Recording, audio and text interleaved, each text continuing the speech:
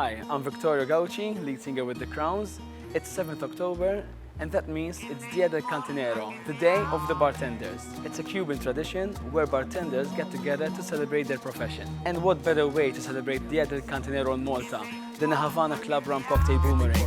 Let's go!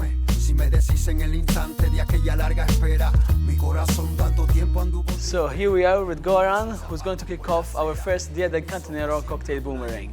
Once he's done mixing his Havana Club rum inspired drink, he'll send it on to another bartender with the challenge to create another cocktail including Havana Club 7. Let's find out what he's going to create and who he's going to nominate.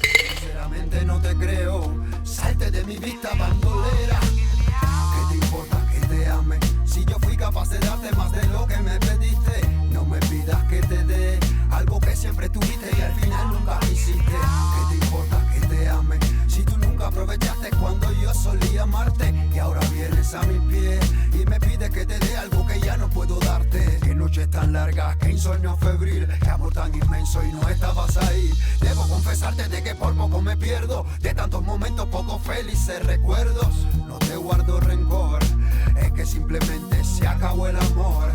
El tiempo todo lo cura y ya no queda espacio para la duda. ¿Qué te importa que te ame? Si yo fui capaz de darte más de lo que me pediste, no me pidas que te dé algo que siempre tuviste y al final nunca hiciste. ¿Qué te importa que te ame? Si tú nunca aprovechaste cuando yo solía amarte y ahora vienes a mis pies y me pides que te dé algo que ya no puedo darte.